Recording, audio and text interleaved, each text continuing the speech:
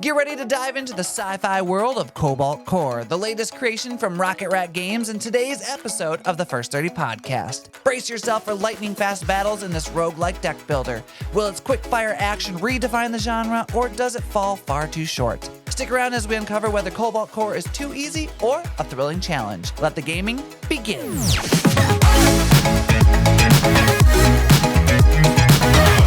Thank you for listening to the First 30. I'm your host, Chad Callahan, and alongside me are the monkeys that we sent to space but completely forgot about. Tim Harris.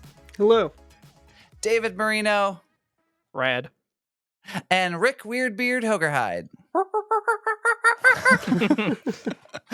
I'm so excited for this episode because, one, we have a lot of stuff going on lately because Thanksgiving's around the corner and Black Friday is around the corner as well. So I'm really excited about that.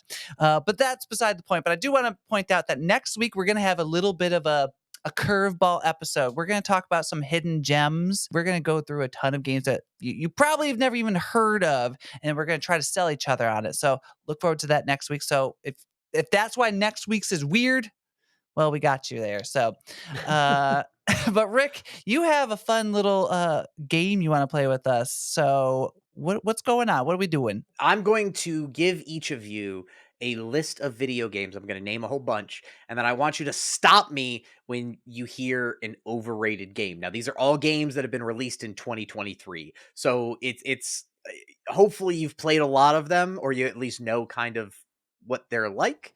Okay. Stop me when you hear an overrated game, and you can tell me in the comments below when you would stop. Are you ready, Chad? Yeah, I'm scared. Okay. All right. Resident Evil 4, Assassin's Creed Mirage, Spider-Man 2, Pikmin 4, Hogwarts Legacy, Ooh. Dead Island 2, or Baldur's Gate 3, Armored Core 6, Okay. Street Fighter 6, Okay. Diablo 4. Overrated. You think Diablo 4 is overrated? I do. Why? I just don't feel like it's too different enough from the other ones. I mean, I know that a lot of people are going to disagree with me on that, but honestly, it just, outside of graphics. Yeah. I can't believe that's really where you see- stop on that list. I was going to stop on Baldur's Gate 3. I'm not going to lie. But I just think it's because it's not my type of game, so I didn't want to say it's overrated. Like, I just don't have any interest in it. Chad got scared of the mob. I did. I got really scared. I envisioned an angry mob behind me with pitchforks, and I was Frankenstein holding up this dead girl on accident. You know what I mean? Like, I didn't want to be that. I'd be leading the charge too. So I went with my gut and stopped at Diablo 4 just because, like, again, I don't have any interest in it, and I was like, we're gonna be here all day if I'm afraid of the mob. You know what it felt like? If you felt like the fat kid on the end of the diving board who just wouldn't jump in the pool, and you were like, I felt you being like, oh, I gotta say it a go. couple times. When you said Baldur's Gate, I was like, I was half tempted, but I knew I had no retaliation that was gonna make sense. All right, David, are you ready? Yes, let's go. The Legend of Zelda: Tears of the Kingdom. Stop. Oh my god! I knew it. What? So early, why? Yeah, can you please just to the jury try to plead innocent Look. here? Here's the thing. You may have heard in recent months, I guess, or maybe just this year in general, of open world fatigue. Have you been paying attention to the discourse on open world fatigue?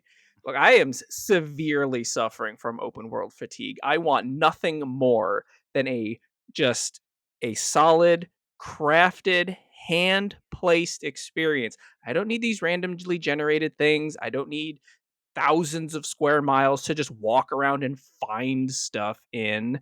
I'm going to be honest, I haven't played Tears of the Kingdom, but I played Breath of the Wild, and I wasn't impressed. Ooh. Like, there wasn't anything about that game where it's like, wow, this is like absolutely phenomenal. I can't wait to continue playing this. So it's like, this feels like an open world. Like, this feels like the open world game. Like the open world game everybody makes. Was great. That's this game. Until you said that part. I don't know. The only thing that it like was genuinely like interesting about Breath of the Wild was they just let you climb everything. This is disappointing. Climb stuff. Yeah, like Ti- you could literally climb any surface. yeah, you. And, like, that was that's interesting. That's the building of a new open world. Instead of this open world like outwards, you go up. That's way more exciting. All right, Tim, are you ready I am ready. for Spoken? Okay. Fire Emblem Engage, Oh, come on. Sea of Stars, Metroid Prime Remastered, Lies of P. That one. Oh, Yeah. really? I'm gonna pick Lies of P. Yeah, I don't hate it. I don't hate it. I just feel like it is lacking compared to a lot of the other Souls-like Like games that I've Bloodborne and played. everything. Yeah, compared to Bloodborne, especially Bloodborne. Oh yeah, Bloodborne's probably top tier. It's just not as good as those. Mechanically, it's sound. It's not a bad game, but it is like way overhyped for what you get, in my opinion. Like Souls, there's so many better Souls-like games out there, and Yeah, and you don't have to deal with Pinocchio in all of them either. yeah, it's true too. I forgot that Pinocchio is like the main character, It's right? Lies of P. Pinocchio. Yeah. It's the whole thing. I didn't know what P what. I thought it was for the longest time. I thought it was Lies of Pi. Like I was like, like square root, and so like I was like, maybe there's like math equations or something in it. I I would've didn't look loved at that. the game whatsoever, so I'm This not is- gonna lie. This is where we bring Big Bird in, and he's like, P is Fucking for A, Pinocchio. Sesame Street Dark Souls. Like, are you kidding me? I would play that in a heartbeat. Oh, come The Sesame on. Street Resident Evil was really good. What? Yeah, it's like oh shit, Grover and Elmo are over there murdering people. Hi everybody, and it's just like, oh no, please I'm stop in. killing people. Oh, please. All right. Okay. Also, all right. would it even be possible for Forspoken to be overrated? Because literally everyone hates that game. Yeah, there's no. I was gonna stop there, but yeah, that's a good point. Like I I know a couldn't few rate it people at who all. liked it. I know a few people who Okay. liked it. Okay, so It's I hard to wouldn't overrate hate on it, something that and wasn't rated. that's where I was coming from with that too. Is like everyone kind of shat on it, so is it really overrated? No. Yeah, true. It's already underrated. Okay, could I get a redo? I feel like I panicked. No, you're done. You've you locked took your your answer. choice. I don't like my choice. I feel like I got the shit end of the stick because you started with all these like games, like just games that I hadn't played, or two, I had like really bad opinions on. Fair enough. Were Perfect. these lists set Oh. in stone already? Oh yeah, definitely. What was the next game on my list? I need to know what one. the next game on your list was Super Mario Brothers Wonder, Kirby's Return to Dreamland, and then finally Remnant 2. Oh, I chose so well. Yeah. Oh. All right. Well, we're not here to talk about those games. We're here to talk about this game. And today we're playing a sci-fi roguelike deck builder where furries fight in space. This is Cobalt Core. Cobalt Core is a sci-fi roguelike deck builder with a deep new single-axis spin on tactics games. Dodge missiles, line up your cannons, and blast them out of the sky. Then get to the bottom of these time loops before it's too late.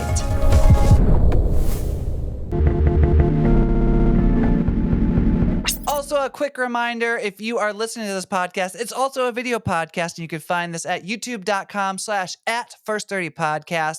But let's get right into this game. It is, again, it's a deck builder roguelike game, which immediately reminds me of a couple other games. I think, what was the game, Rick, that you mentioned that this was similar to? Like Slay the Spire is probably the closest one. There's a whole bunch of others that are in there. Like you can't say any roguelike without saying Binding of Isaac, for instance. But really, like My go-to is always Hades. Yeah, Hades, perfect. Like it boils down to every single run is different because you're given different cards to build a different deck of what you're able to do with your ship. Because really what it is you have this ship and your moves are the different cards. So some cards are like, hey, I'm going to deal some damage to the enemy ship. Or, hey, I have a card that allows me to move right or left to avoid gunfire or like do different cool things. Or you can apply status effects and do like, different types of, like I said, deck builds, which makes it so like maybe you're a ship that moves a whole bunch and does cool stuff. Or maybe you're one that applies lots of corrosion and just, shields and tank stuff. Yeah. Yeah, it's fun though. I one thing I kind of liked, and as we were playing, I was slowly, for those Magic the Gathering players, I was slowly creating this world where I was just imagining it like the typical, green, black, red, blue, white decks. And like you could clearly see where they were. I really wish that they kind of changed the colors a bit more towards that kind of angle. Because I think that would be really cool because like you could start seeing like, for example, there's this piercing attack where it goes through a shield. So a shield will like prevent a damage to your ship, but piercing will go right through it. And I was like, that's trample, that's green deck. All right, let's go in.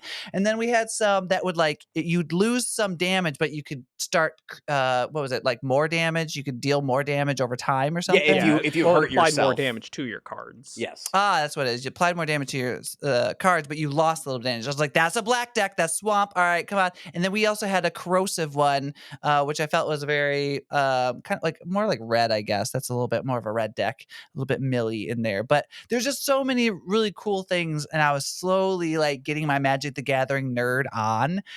So I kind of appreciated that. Tim, I know that you also like your Magic the Gathering stuff. Is there any other like resemblances in other games that you could think of? You're talking about Magic the Gathering here still? Or anything Yeah, like that I relates to this mean, game. the biggest resemblance for this game is, in my opinion, it's just FTL meets Slay Yeah. the Spire. I mean, that's basically what you've got here. If you're FTL? going, yeah. Faster than light. It's like it's a space roguelike. God, I can't believe you've Oh. never heard of FTL. That's Yeah. crazy to Oh. me. Well, It's so I good. don't know. But That yeah, was really big. you can make the parallels back to Google. Magic the Gathering because you have the energy that's kind of like your mana that you have to use as you go, and you can build that up as you go depending on the artifacts that you pick up and stuff like that. I think Chad made the better parallels to Magic the Gathering that can be made here, but definitely the biggest parallel is FTL. 100%. And I love that. I just Googled it. I've never even seen this. Oh, I'm that's not gonna lie. crazy. I have no idea what this game is. I'm not gonna lie. Yeah, that's Although it the does one you fit need to that- try at least. Is it like a roguelike like this one, or Yes. or is it? Oh, It okay. is, but it's not a deck builder. You have to Yeah, there's no actually cards. you build your own ship basically. Oh, that's cool. I do. Okay, all right. I like that. Chad's part. back in now. You It's kind got, of won it's got me some over. management pieces because you have to like assign crew members to do different stuff. Oh, I'm back out. I don't know. I don't Sorry. like although the graphics of this are very like cutesy, pixely. I don't know what era, like kind of 8-bit, 16-bit, kind of like what they're going for here. It's definitely, it's not 8-bit. It's probably like 16-bit. It's retro, right? Is probably Yeah. the best way because it doesn't look unpolished. It's cute enough to be like, ooh, I like this, but it's not so off-putting that you're like, oh shit, put it on a CRT. I can't look at this anymore. I don't think it's They're too not big chunky pixels. They're just like just large enough to like get across that feeling. Yeah, but I don't feel like it's. Lately, we've been seeing those pixel games that just look overly beautiful, like kind of like we did with Star Ocean last week, where that like even the pixel characters, little sprites, were just like really gorgeous. This doesn't do that. This is just like typical pixel art kind of stuff. But I don't think that it detracts. One thing I do really like about the style that they're going for is they're going for a very specific color palette that just it's my color palette. It's a lot of It's purples, very it's a lot of blues, pastel. very pastel. I love it. It's everything I would go to. And so when I saw this, I was like very drawn in. But at the same time, I don't think it was anything special, I guess is where I'm going with it. Like it seems kind of done before, in my opinion. But the colors did get me, so I'll at least win myself over. David, do you have any other thoughts on that? No, I think that about covers it. At least in regards to the color palette, it is cohesive. Everything is well defined, delineated between the different stuff. And I'm pretty sure at least it looks like there's only slots for 3 crew members on the ship, but there could be colors outside of what we had. So, what was it, like blue, orange, and Purple, I would say. I think is what we had. Yeah. So there could be other, like a yellow, green, something like that. We didn't see any of that. We didn't get any new Well, creatures, but I can't say we didn't see any of that. You remember the frog you murdered in space? You abandoned? Oh, Yeah. Was that a potential new character we could have got? could he Yeah. have been a new crew member? Guaranteed. I didn't guaranteed, think of and you that. Oh. killed it. By the way, for anybody who wants to watch us absolutely send this man to his death for no reason, we No, it roll was up and David is just like, no, don't help him. Don't help him. And it's like, are It's you a sure? trap. No, don't do it. yeah, I don't And remember. I don't remember which character said it while we were like rolling up to the scenario, but they're like, "It's a trap." I was like, "Yeah, of course it's a trap." There's like absolutely no doubt in my mind It that was a this is a little trap. dinosaur rhino guy said it. Yeah, I don't know any of these absolutely a things. trap. well, I I mean, mean, Yeah. we were in the space pirates zone. There's no way. one of the things that does lead into that I want to talk about is the writing isn't direct writing. Like it's not like here is the story and here's how it advances and here's what the characters say. But throughout the entire time, while you're like battling the other ships, the characters will quip on the side. You have some of these unique like one-off type encounters that you have with weird characters. It felt like lived in. It didn't feel because if you play Binding of Isaac, a lot of that lore and the story is all background stuff, right? Like you just have to find it by playing for 60 hours and you start to pick up the story. I thought this one is it felt good. Like, like there was at one point the second world boss that we beat was a like dark version or alternate timeline version of one of your crew members. And Mhm, right mhm. afterwards, the crew member that you have is like, oh, she was so cool. She had a purple jacket.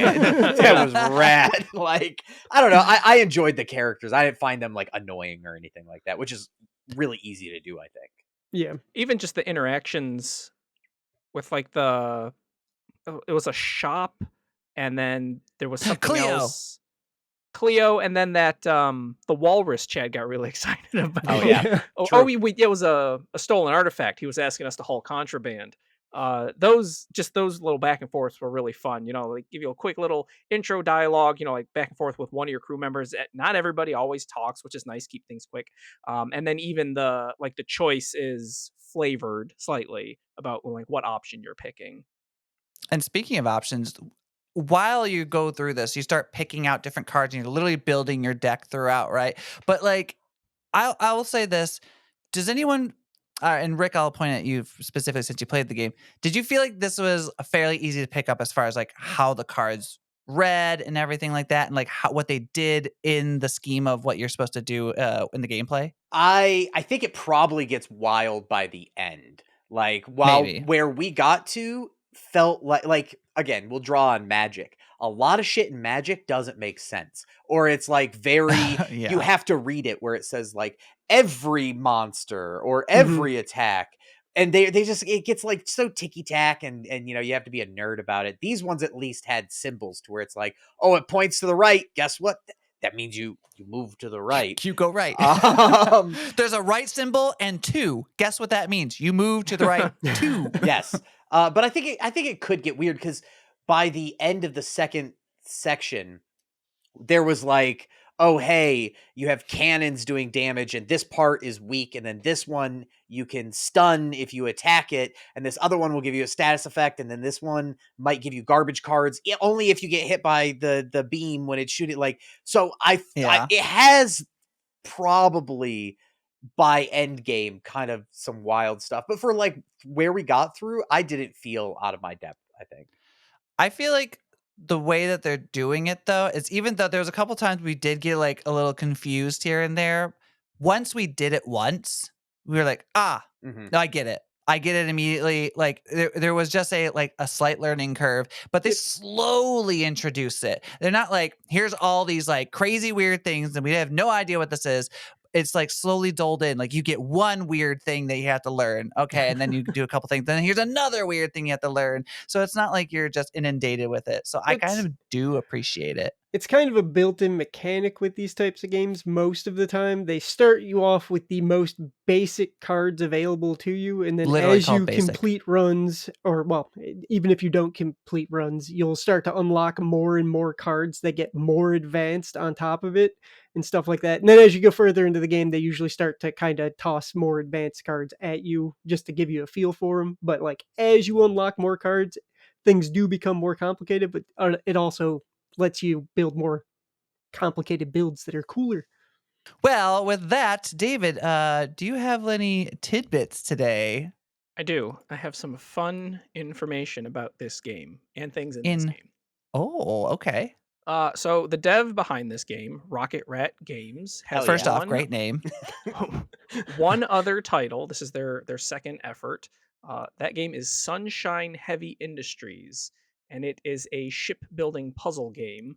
I didn't see any Oh, gameplay from it, but from the description on the store, it looks like you get an order essentially for a ship. Like the ship must have this, must have this, must fit in this space, must like do these things, and then you have to select the parts and put the ship together that fulfills all of that criteria. Mm. That's cool. what was it called? Sunshine. Sunshine Heavy Industries.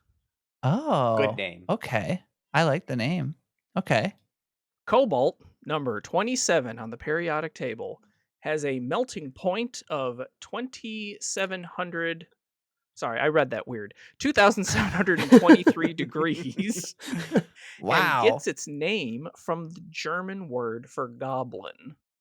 What is cobalt? Is it like a metal? Yes. Is that what it Yes, is? it is. It Okay. is a metal. Like what do we okay, here's something I don't know. What do we use that for? Is it useful or is it just something that we just put on the table? This is my uneducated interjection where I go, well, I'm gonna talk about something I know nothing about. But I think it's used as a like transistor, like a metal that they use in like electronics and stuff like that. That Oh. because it's a really good conductor.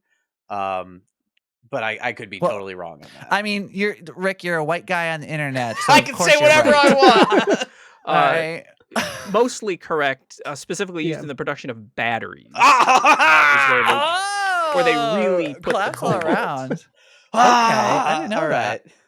right. On the store page for this game, at least, Rocket Rat Games proudly touts that they were IGF's honorable mention for excellence in design 2022. Bravo. Bravo. Listen, flaunt it where you got it, man. Hey, if that's all you got, go for it. And since the beginning of this section of the podcast, artists have managed to crank out 7 pieces of these characters doing just the most degenerate shit you could think of. Of course they have. Was it what rule is this again? Rule 34. 34. 34. Why do I want to say rule 69? I don't know why that just makes more sense to me. I mean, Same thing. And now it's time for the space meat and taters, and I don't know why that almost made me giggle more than I think. I don't know why space meat sounds hilarious, but we're It here. comes in a tube. I don't know why that makes it worse. No. Why does space meat make me giggle like a little child like I said something wrong? I don't know. Space meat in tubes. Anyways, let's talk about the battling and like how that works, as well as like the bosses, because I think we did see a couple, and one of 2. them we didn't even realize was a boss, unfortunately. But Rick, take us through a little bit like how you feel about the battle system, like after you get your cards and what you're doing.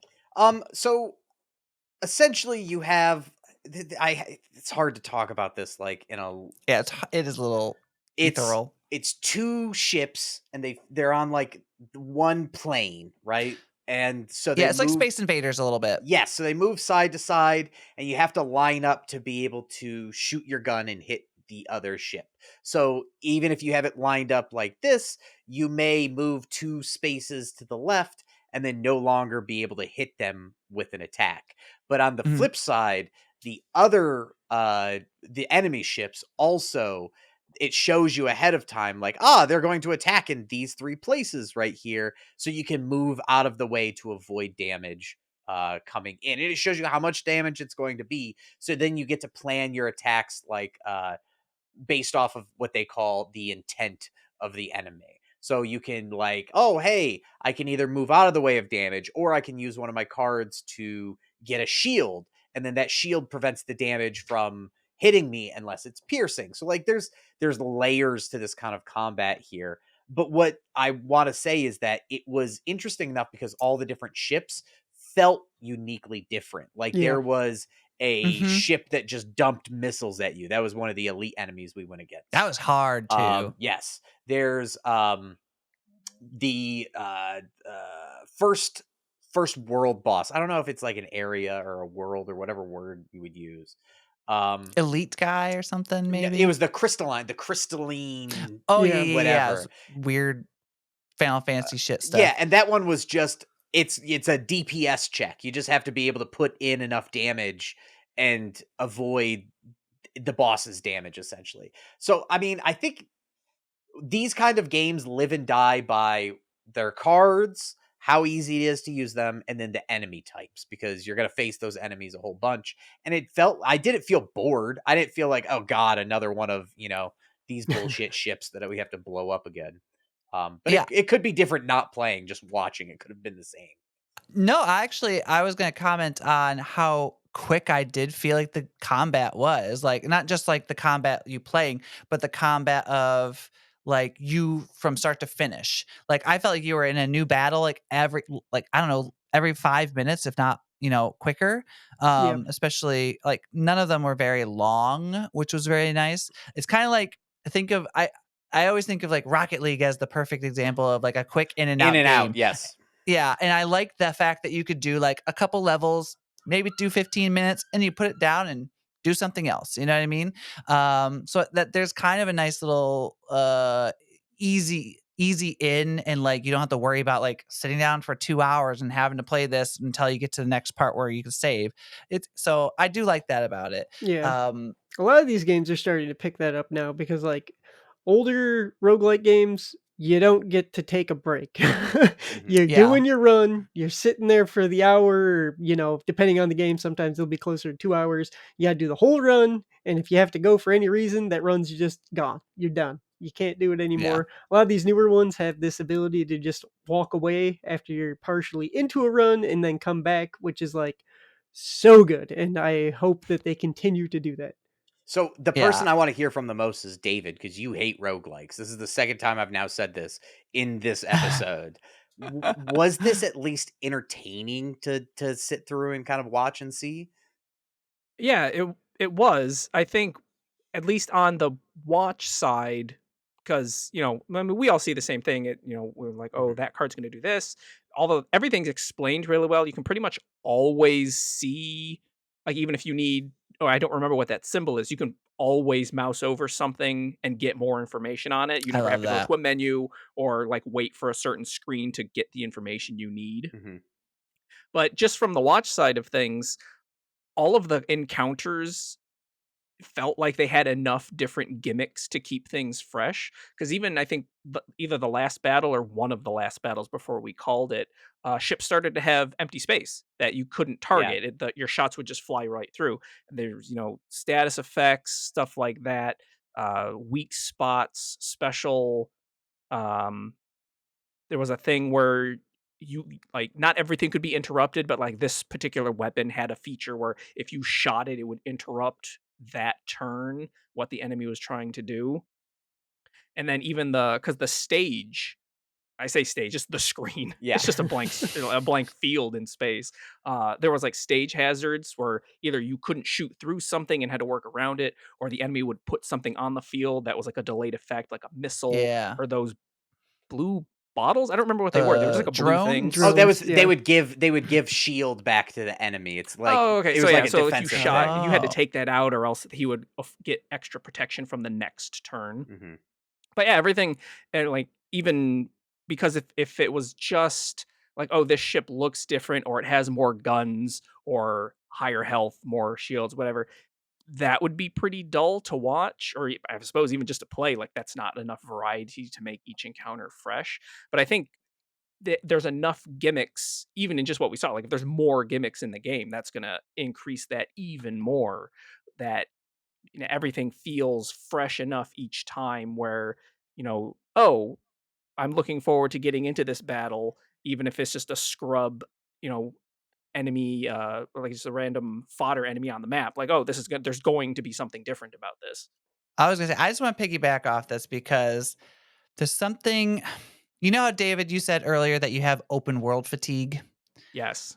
Do you feel like, and I'm not going to ask you because I already know your answer, Tim and Rick, do you feel like we're getting to the point where roguelite, we're getting to the roguelike fatigue? Because I feel like this game could be just as good without that. Like without the fact of having to start over. Oh no, I think you have to for something with a Yeah. deck builder like this, because I don't know. I you want like to this. experience however many different. I guess that's the other thing that I want to talk about is we talk about the variety in the like enemies, but even on the upgrades, you could still pick all these different cards, Yeah. and then the upgrade tree allows you to choose between 2 different versions of the upgraded cards. So you may pick one that costs way more energy the entire way through, or like get the different relics. Like there's so many different things that it feels like we passed up, not in a bad way, but just in a like, hey, stupid, you want to play it with that? Play again, please. So I feel like I don't I don't know. I don't mind the play again aspect. It's kind of like we like with Star Ocean, for example, we had so many different ways that you could just like end the game and it's going to be different. And so it's like, okay, I could play it again so I could see if I could get a different ending. Why couldn't I just do that instead of the whole like I died, now I have to start over? What value do you think brings like where I'm forced to start over if I die versus if I just start where I pick up You where get to I died? create a whole new run. Like, you get to I could create do a a whole new completely run new deck, whether or not 100%. You get to unlock stuff, new Mhm. that stuff. still happens if if I play it all the way through, Tim. If I you don't that's play my if point. you play this game for an hour to the end, are you saying you would never play it again after that point? No, I mean I could. Like if I play okay, say the game is only an hour long, right? Yes. And like, that's the base game. I play it, love it. I die a couple times, but I don't get punished by starting over, right? What's the difference between that and then having to start over every freaking time because I keep dying at like boss So 3? you're saying I you want to be able to reload from a checkpoint? Yes, I want to be able to reload Is where I that died is that and your just only continue. issue with roguelike games, is that you have to restart your 100%. run? Oh, I All hate right, restart. cool. My okay. only thing about Hades that I always get frustrated. I hate doing the same levels, like the same like kind of levels over and over. Well, yeah, If I that's could just pick up where I started and then just go to the end, I could be like, okay, that's cool. Now let me replay and see if I could do something different. I mean, I guess That's my that's one. And fair. David, I think you're on my side with this, right? Is Yes, that I one am thing you hate 100% about on your side, and roguelikes? I have the exact I guess counterpoint, not counterpoint to Okay. you, but like the example that like you're looking for Okay, please. Yes. is Back for Blood. Yeah. Yes. Because Yes. you basically, I mean, there's checkpoints depending on which difficulty you pick, but you're always getting new cards. You start, well, it wasn't like this at first, but now you start the game with your full deck. So you build a deck and just play with it instead of like gaining the cards as you play through the campaign. Mhm. But you're unlocking cards, you're unlocking uh like stuff while you're playing through the campaign. You're getting new weapon attachments, you're getting new leveled up guns, so you're getting increasingly stronger as you go through the campaign. You can start on pretty much any map until you see it through to the end, you know, like beat the final boss or whatever, and then now you can play again. Like, you choose a different deck. Maybe you want to go melee this time, maybe you want to go speed, firepower, you know, maybe you're going to go through and upgrade not necessarily your guns, but you know, your accessories. So you're going to be the medic, or you're going to be the Yeah. bomb guy.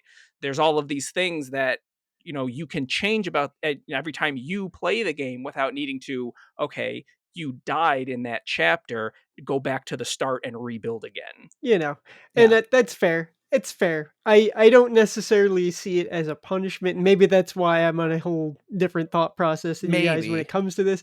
I look at it as a learning experience. Like, I went through and I now know that this thing does not work, so I won't be doing that again. Or, maybe I just got horribly unlucky or something. But like, in general, I look at it more as a learning experience where I can go in and do something real stupid. And if it's not going to work, I'm not locked into that playthrough. I get to Yeah. go back to the beginning and start over. Like, I kind of see it from a different standpoint, but I guess with your guys' idea, you could go back and start over if you so chose to on your own accord. So, yeah. And that's where I land. I think that's pretty much my biggest grievance on this game. Like everything about it actually looked really fun. I just don't want to have to traverse the same, like not the same, because I know it's going to change every time. But I just don't want to traverse it and kind of fall into that pattern that like Hades kind of does, where it's like, okay, well, now I got to do the whole map again, and then it's going to be the same levels in this, like, or like the same types of levels here, and then do this and that and that and that. I just wanna play it all the way through and then, choose to restart if I want to. I don't know. Rick, what are your thoughts on I that? mean, I Do you have like any open grievances? open grievances probably would be that I I was hoping that we would have died, to be honest. It was a little Um, easy. but I think that's if I had to take a stab, I bet that it's like just because it's the first playthrough and then after that, it's like, hey, now it's harder, or whatever. There's got to be mechanics after that. It's probably that it didn't feel harder, and that also we only scratched so much of an itch. Like, there's so many different mechanics. We wound up doing, like you said, almost a green black deck where it was trample and hurt ourselves a little bit to amplify damage. And I would like to know if the other playstyles are any good, or did we just stumble into the optimal build and we just were gonna Of roll course we did. roll all the way through and be perfect. Tim, do you have any other open grievances? I know that me and David probably have the same grievance. Yeah, I mean, you guys are gonna have the same grievance. I honestly, I don't know. I probably with Rick on this, it did feel like it was easy. I think it's just because we played it safer than I probably would have myself, where we played more defensively than offensively, and I think that's what kind of led us to making it as far as we did. Because there was a couple of close calls there where we took some massive damage, but like, I think just playing defensively is what kept us in the game so long, and I don't know how long that's going to continue to work on that particular run, because it seemed like things were starting to get a bit more aggressive and they need to go down faster. So time will tell. All right, David, did you have another grievance that you want to share, or is Um, mine good I'm not enough? I'm not entirely sure if I have a grievance or not. I don't think we saw far enough for this idea I have to be a grievance, but I'm not sure how badly these roguelike games are kind of built on the fact that things get randomized, like Hmm. stats and abilities and even the Mm. enemies you're facing. But there was a couple of instances while we were playing through where a card or even like a ship, uh, a gimmick while we were fighting didn't make a ton of sense. The one example that I thought of almost immediately is that wave charge card, where it costs two and you spend it, and then you get a free card that's like instant, like you put it down and it goes away. I don't understand why that needs to be two cards. Like, why couldn't the card that disappears if you don't use it just cost two? Because it's not like you're waiting a turn. You get the card instantly and can play it that turn. So it Yeah, just feels like an unnecessary step. I don't there know if that's there like the will randomizer. there will be builds, because the cards aren't going to be randomized. The cards are going to do what the cards do. There's going to be builds that are going to work off of getting extra cards in hand, most likely, and then there's going to be builds possibly where playing more things is going to get you more energy and stuff like that. So playing two cards instead of one is going to get you more energy later on. Actually, we had something that did that, now that I think about it. Or no, we skipped it. But Yeah, we skipped the it. more cards that you played, you would get more energy back for it. So having to play two cards instead of one there would be a boon for us on that build. Oh, I see. Yeah. Okay. So it's all about the build, which is, it's not a bad thing. I guess it really comes out because I think there's Magic the Gathering cards that do the same thing in mill decks. Mhm. So White I think weenie that's decks, where. yes. Yeah. But all right, I think we have a good understanding of everyone's place on this. But it's going to come down to the final say. Will we continue? And since Rick played the game, he will be going last. We're going to start with David on this one. All right, and we're gonna go with the naysayer on most roguelikes. Cobalt Core, will you continue? I say nay. Mm, I mean, as varied as this looks and was fun to go through this time, my feelings towards these live or die on how you restart. Because there have been a few roguelikes. I looked through my Steam library before we started recording, and I've only got one roguelike, like with the store tags, which I know isn't true. So I don't know how Steam searches that functionality in your library, which was Until You Fall, which is a VR melee combat game. That one's very fun. But the whole thing is you are every level you go through, you're progressively getting stronger. So you fight this level, you get, I don't remember what they call it, energy, and you yeah. level up your weapons. You can choose this one or choose this one. You play the next one, you choose this one or choose this one. You go through constantly leveling up your weapons. And then when you're done, you keep that energy to permanently upgrade something that you can take into your next run. And that I like that kind of thing. But if this restarts and you lose all the cards you accumulated, or you have to choose which cards you're going to take. Like, oh, you can only keep the ones in your deck and maybe not the ones that you pick up in your library, or like we didn't really see how that works. Like if you have reserves or if it's just your deck. If you lose all of those in the run, or maybe all of them up until the checkpoint, that's like a hard out. Not I'm not dealing with that stuff. But we didn't see far enough, and I know I'm gonna get bored with it really quickly. So no, I'm not gonna continue. All right. A little scathing, a little scathing there, but all right, Tim, we're gonna move on to you. Cobalt Core, will you continue?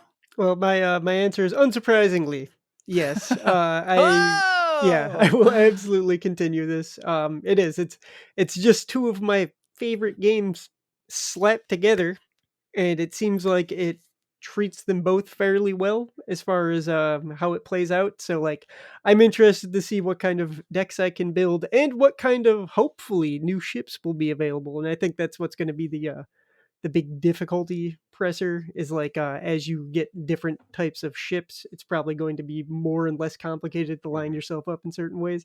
And I think that's what's going to be the big pusher for difficulty. So yeah, I'm going to continue because I need to see what else this game has to offer. Okay. All right, it's my turn. Will I continue Cobalt Core? I really am torn up about this because, again, like I mentioned before, I think I'd have much more fun with this game if I could just play it through with one deck and then start again with another deck, so I could like see that deck through. You know what I mean? Like I want to see if my vision of what this deck could be would come through without any like punishments.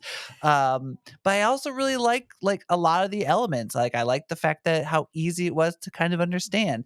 The music is bomb. Bangers. Yeah. I Yeah. loved it. Imagine it's space Stardew, it's space Minecraft, like lo-fi. Love it. It's really good.